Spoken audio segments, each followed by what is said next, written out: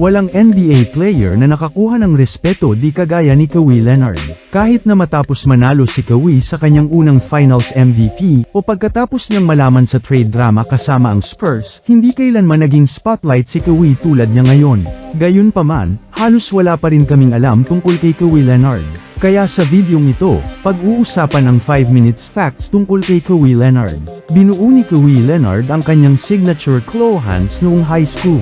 Ang isa sa mga pinaka-natatanging tampok ng laro ni Kawhi Leonard ay ang kanyang napakalaking mga kamay, na nakakuha sa kanya ng palayaw na, the claw. Ngunit alam mo ba na ang kanyang mga kamay ay hindi palaging ganito ang hitsura? Sa panahon ng kanyang high school na ang mga kamay ni Leonard ay nagsimulang bumuo ng kanilang kakaibang hugis, na may isang napakalaking palad at makabuluhang mga daliri. Ang mga hindi pangkaraniwang kamay na ito ay nauugnay sa kanyang hindi kapani-paniwalang kakayahang magnakaw ng bola at gumawa ng mga mahihirap na shot. Siya ay tinanghal na NBA Finals MVP na may dalawang magkaibang koponan.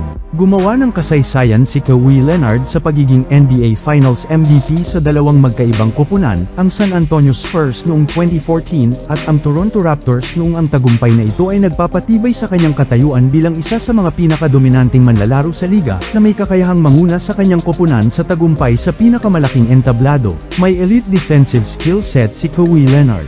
Pagdating sa depensa, walang kapara si Kawhi Leonard. Ang kanyang kombinasyon ng laki, lakas, at bilis ay nagbibigay daan sa kanya na bantayan ang pinakamahusay na mga manlalaro sa liga ng epektibo. Si Leonard ay nanalo ng NBA Defensive Player of the Year Award ng 2 beses noong 2015 at 2016 na nagpapakita ng kanyang kakayahang isara ang mga kalaban at guluhin ang kanilang laro. Pinangunahan niya ang Raptors sa kanilang unang NBA Championship. Noong 2019, gumanap ng mahalagang papel si Kawhi Leonard sa pangunguna sa Toronto Raptors sa kanilang kauna-unahang NBA Championship. Ang kanyang nangingibabaw na mga performance sa buong playoffs, kabilang ang isang series-winning shot laban sa Philadelphia 76ers, ay nagpatibay sa kanyang lugar sa kasaysayan ng Raptors at nagpamahal sa kanya sa masigasig na Toronto fanbase. Si Kawhi Leonard ay kilala sa kanyang stoicism. Sa labas ng court, kilala si Kawhi Leonard sa kanyang pagiging tahimik at mapagpanggap. Siya ay bihirang magpakita ng damdamin, na nakakuha sa kanya ng reputasyon ng pagiging matatag. Ang kilos na ito ay nagpahusay lamang sa kanyang misteryosong katauhan at nagdaragdag sa misteryong bumabalot sa kanyang walang kapantay na husay sa basketball court.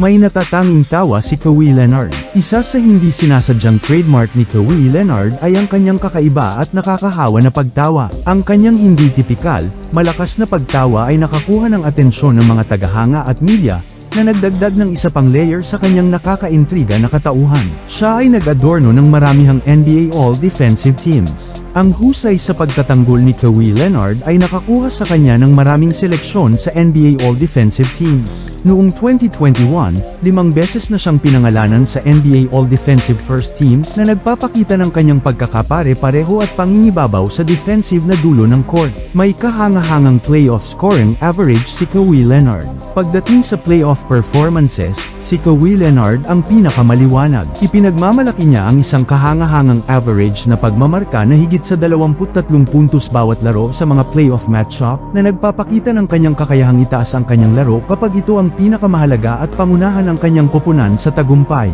Siya ay kilala sa kanyang hindi kapani-pani walang katumpakan ng shot. Si Kawhi Leonard ay nakabuo ng isang reputasyon para sa kanyang pambihirang katumpakan ng pagbaril, lalo na sa mga sandali ng clutch.